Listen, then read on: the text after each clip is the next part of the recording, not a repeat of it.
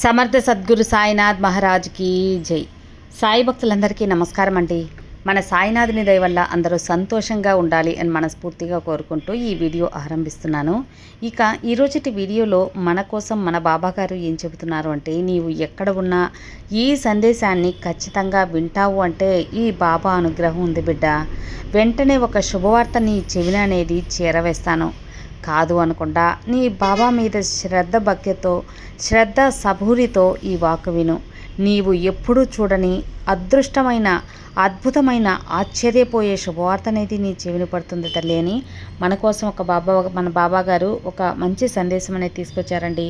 ఆ సందేశం ఏంటి, ఏం చెప్పబోతున్నారు అని మన సాయినాథుని మాటల్లోనే వినబోయే ముందు మన ఛానల్ ఫస్ట్ టైం చూస్తున్నట్లయితే సబ్స్క్రైబ్ చేసుకోండి. మన వీడియోస్ నచ్చినట్లయితే లైక్ చేసి సపోర్ట్ చేయండి ఫ్రెండ్స్.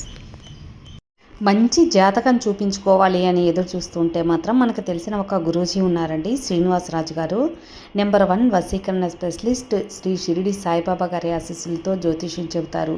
ఎటువంటి సమస్యకైనా 24 గంటల్లోనే మంచి పరిష్కారం అనేది చూపిస్తారు ఫ్రెండ్స్.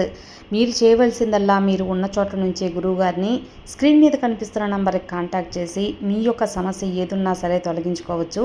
ప్రేమ, పెళ్లి, విద్య, ఉద్యోగం, భార్యాభర్తల మధ్య గొడవలు, సంతాన సమస్యలు, రాజకీయ సమస్యలు, విదేశీ ప్రయాణం ఆలస్యం అవుతుంది, వీసా ప్రాబ్లమ్స్ ఉన్నా సరే, జాతకంలో దోషాల వల్ల పెళ్ళిళ్ళు, ఉద్యోగాలు ఆలస్యం అవుతున్నా, లేదా వాస్తు దోషాల వల్ల మాకు ఏదీ కలిసి రావటం లేదు, ధనం నిలకడగా లేదు, మనశ్శాంతి లేదు అనుకున్నా సరే, ఎలాంటి ప్రాబ్లమ్స్కైనా సరే గురువుగారు చేసే పూజల ద్వారా, పరిహారాల ద్వారా మీ యొక్క ప్రాబ్లం అయితే సాల్వ్ అవుతుంది.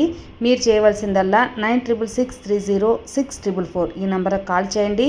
మీ ప్రాబ్లమ్ని తొలగించుకోండి ఫ్రెండ్స్. నేను ఇంత కాన్ఫిడెంట్గా చెబుతున్నానంటే మీరు అర్థం చేసుకోవచ్చు. నేను చెప్పించుకొని నాకు నమ్మకం కుదిరి నా ప్రాబ్లం తీరింది కాబట్టి మీ వరకు తెలియజేస్తున్నాను. సో స్క్రీన్ మీద కనిపిస్తున్న నెంబర్కి కాల్ చేయండి. మీ ప్రాబ్లమ్స్ నుంచి బయటపడండి.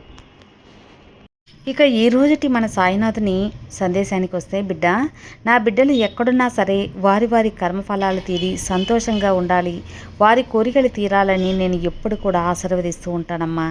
ఎప్పుడైతే ఈ సందేశం నీ చెవిని పడుతుందో వెంటనే ఒక అద్భుతం నీ జీవితంలో జరిపిస్తాను. ఈ బాబా నేను వాగ్దానం ఇస్తున్నాను. ఎప్పుడైతే ఈ సందేశం నువ్వు వింటావో వెంటనే ఒక అద్భుతం అయితే జరిగేటువంటి సూచన నీకో కనిపిస్తుంది. అప్పుడే నీకు అర్థమైపోవాలి, ఓహో ఈరోజు నా బాబా ఈ సందేశం కేవలం నా కోసం తీసుకొచ్చారా అని. ఈ సూచనలు నాకు కనిపిస్తున్నాయని నీకు గ్రహించాలి తల్లి.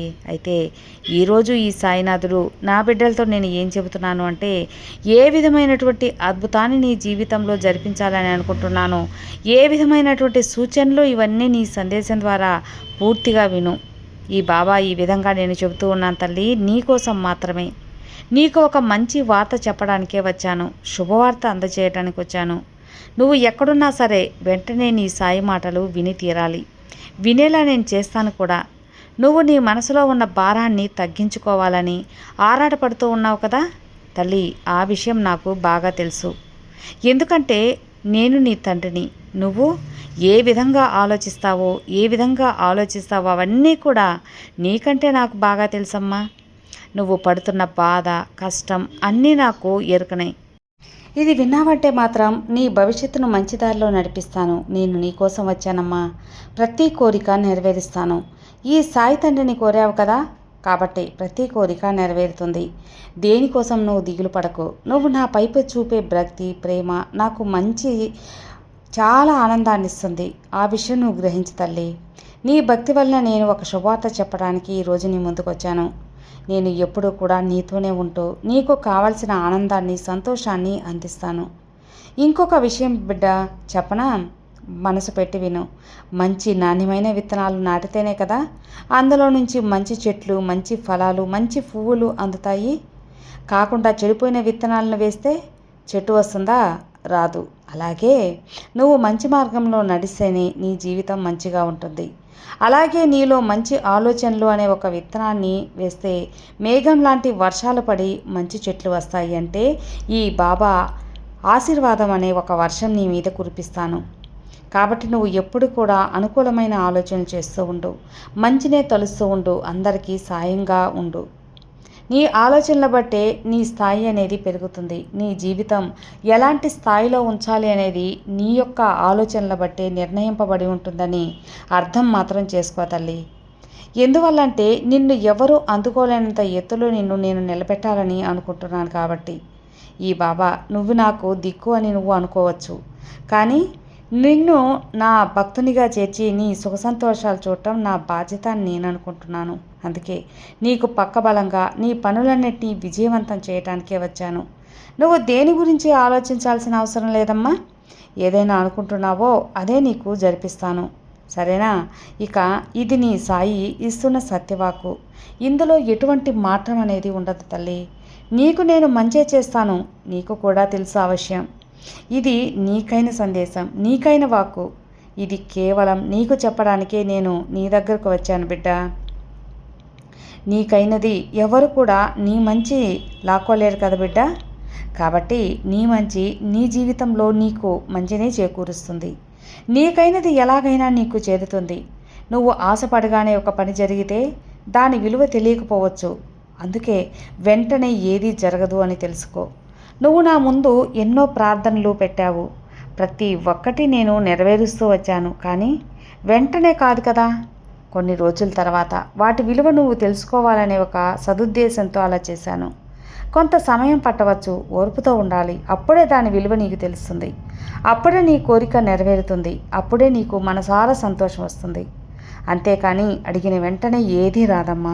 అలా వచ్చిన దానికి విలువ ఉండదు. నీకు మళ్ళీ చెబుతున్నాను, ఆశపడగానే ఒక పని జరిగిపోతే దాని విలువ నీకు తెలియకపోవచ్చు. కాబట్టే ఒకవేళ నువ్వు దాన్ని చాలా సులభంగా కూడా వదిలేసుకోగల ధైర్యం అనేది వస్తుంది. కాబట్టి నీ కోరిక తీర్చడం కొంచెం ఆలస్యం చేసి నీకు అందించే ఆ కోరిక విలువ నీకు తెలియాలని ఇలా చేస్తాను. ఇది ఏదైనా సరే బిడ్డ, అది నీ జీవితంలో జరిగే చిన్నదైనా పెద్దదైనా ఏ విషయమైనా సరే అంతే. దాని విలువ తెలిసినప్పుడు దాన్ని జాగ్రత్తగా నువ్వు కాపాడుకుంటావు, దానిని బంగారంలా చూసుకుంటావు, పవిత్రంగా దాచుకుంటావు. అందువల్లే ఇంత ఆలస్యం అనేది జరుగుతుంది. నీ కోరికలు తీర్చడం ఆలస్యం అవుతున్నాయి. ఇది బాగా గుర్తుంచుకో తల్లి. నీతో శాశ్వతంగా ఉండాలని అలా చేస్తున్నానే తప్ప నీ కోరికలు నీ బాబా తీర్చకుండా ఉంటానా చెప్పు? తీర్చుతాను. నువ్వు ఎలాంటి ఆపదలో ఉన్నా నిన్ను నేను రక్షించుకుంటానమ్మా. ఇందులో ఎలాంటి అనుమానం, ఎలాంటి మార్పు అనేది కూడా లేదు. ఎందుకంటే ఏ చిక్కులు వచ్చినా నువ్వు భయపడాల్సిన అవసరం లేదు. ఎన్ని సమస్యలు వచ్చినా నువ్వు ఆందోళన పడాల్సిన అవసరం లేదు. నీ జీవితాన్ని వదిలేసి వెళ్ళిపోవాలనే ఆలోచన మాత్రం ఎప్పుడు చేయకు. అది పిరికి వాళ్ళు చేసే పని. ఈ సాయి బిడ్డ ఎప్పుడూ చేయదు. సమస్యలను ఎదుర్కొని ముందుకు వెళ్ళాలే తప్ప తప్పించుకొని వెళ్ళితే ఎలా చెప్పు? తప్పించుకొని వెళ్తే వెంటాడుతూనే ఉంటాయమ్మా. అందుకే ఏ సమస్య వచ్చినా అక్కడితో పూర్తి చేసి ముందుకు వెళ్ళాలి. దానిని తొలగించుకొని ముందుకు వెళ్తూ ఉండాలి. అంతేకాని భయపడి పారిపోకూడదు. పారిపోతే ఏమి లాభం చెప్పు? ఎన్ని రోజులు నువ్వు ఆ సమస్యల నుంచి దూరంగా వెళ్ళాలని అనుకుంటూ ఉంటావో అప్పటి వరకు ఆ సమస్యలు నిన్ను వెంటాడుతూనే ఉంటాయి. ఇందులో నువ్వు తప్పించుకోవాల్సిన అవసరం ఏమీ లేదు, పరిష్కరించుకోవాల్సిన అవసరం ఉంది. ఆ పరిష్కరించుకోవటం ముందు నేర్చుకో. దానికి మార్గం నేను చూపిస్తాను కదా. ఎప్పుడూ కూడా నీకు సవ్యమైన ఆలోచనలు చేస్తూ ఉండు. విరుద్ధమైన ఆలోచనలు మాత్రం నీ దగ్గరకు కూడా రానివ్వకు. ప్రతికూలత అనేది చాలా చెడు అనేది నీకు అవసరం లేదు. నీకు దిగులు పడక తల్లి. నీ చిక్కులన్నీ తొలగించి నిన్ను సరైన మార్గంలో నడిపించే ఈ బాబాను ఉండగా నీకు భయం ఎందుకు చెప్పు? నువ్వు అందరి ముందు గౌరవంగా నిలబడతావు. అందరి ముందు మంచి స్థాయిలో విలువ తెలుసుకొని నిన్ను అందరూ కూడా అభిమానిస్తారు, గౌరవిస్తారు, విలువిస్తారు. నీ కుటుంబంలో వచ్చే ఆదాయంలోనే తృప్తిపడు. లేని దానికోసం ఆరాటపడకు. అతిగా ఆశపడితే వినర్థానికే, కష్టానికే మిగిలిపోతావు. తర్వాత మిగిలేది బాధే కదా. నీ జీవితంలో ఉన్న ఆనందాన్ని నిలుపుకోవడానికి ప్రయత్నం చెయ్యి. కొత్త ఆనందాన్ని ఆహ్వానించు, దుఃఖాన్ని కాదమ్మా. దుఃఖం అనేది నీ దరిదాపుల్లో కూడా రానివ్వకు. ఎవరో ఏదో అన్నారని కలత చెందకు. ఎందుకంటే నరం లేని నాలుక ఎన్నో మాట్లాడుతుంది బిడ్డ. అవన్నీ పట్టించుకుంటే ఎలా? కాబట్టి ఆ విషయం గుర్తుంచుకో. దానికి బాధపడితే ఎలాంటి లాభం పొందలేవు. ఇందులో నువ్వు తెలుసుకోవాల్సిన ఒక నిజం కూడా ఉంది. నువ్వు ఏంటి అని నీకు తెలుసు, ఈ సాయి తండ్రికి తెలుసు. అలాంటప్పుడు ఒకరి గురించి నీకెందుకు చెప్పు? ఒకరు ఏదో అన్నారని బాధ ఎందుకు చెప్పు? నిన్ను బాధ పెట్టడానికి, నీకు సమస్యలు సృష్టించడానికి ప్రపంచంలో చాలామందే కాచుకొని ఉంటారు. వారందరినీ పట్టించుకొని వెళ్తే నీ జీవితం నువ్వు ఎలా జీవిస్తావు చెప్పు? కాబట్టే ఇంతలా నీకు ఈ సందేశం ద్వారా తెలియజేస్తున్నాను. ఈ బాబా నీకు తోడుగా ఉన్నాను. ఎవరూ నీకు తోడుగా ఉన్నా లేకపోయినా ఈ అఖిలాండ కోటి బ్రహ్మాండ నాయకుడైన ఈ బాబా నీకు తోడుగా ఉన్నాను తల్లి. ఆ విషయం నీకు తెలియదు. అది నువ్వు తెలుసుకున్నప్పుడు నీకు దిగులుండదు. సాక్షాత్ ఆ షిరిడి భగవానుడే నీకు అండగా ఉంటే నీకు సమస్యలు ఏమున్నా, నిన్ను భయం పెట్టే ఎన్ని సమస్యలు చుట్టినా నీకు దిగులుండకూడదు, ఆ ఆందోళన ఉండకూడదు. నువ్వు ఎప్పుడైతే ధైర్యంగా నిలబడతావో అప్పుడు అవి నిన్ను చూసి భయపడతాయి, పారిపోతాయి కూడా.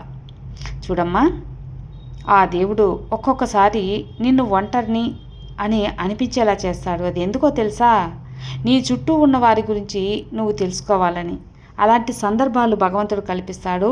కానీ వాటిని నీ దగ్గర నువ్వు నమ్మకాన్ని, ఓపికని ఉంచుకుంటే నీ గెలుపు, మర్యాద వాటంతట అవే వస్తాయి తల్లి. బిడ్డ, మంచి చేస్తే మంచే చేరుతుంది. ఈ ఒక్క సూత్రం తెలుసుకో.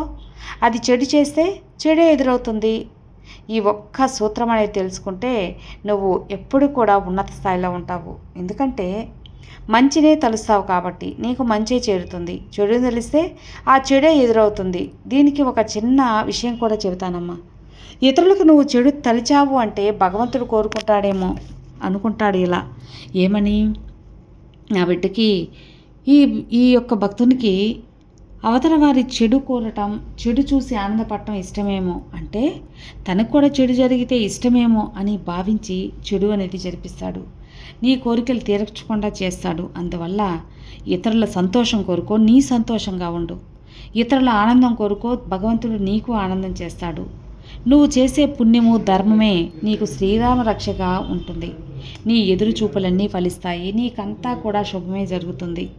నమ్మకంతో ఉండు బిడ్డ అని మనకు సాయినాథుడు ఈ విధంగా తెలియజేశాడండి. ఈరోజు మన బాబాగారు తన బిడ్డలకి ఒక గొప్ప శుభవార్తని తీసుకొచ్చారు కదా.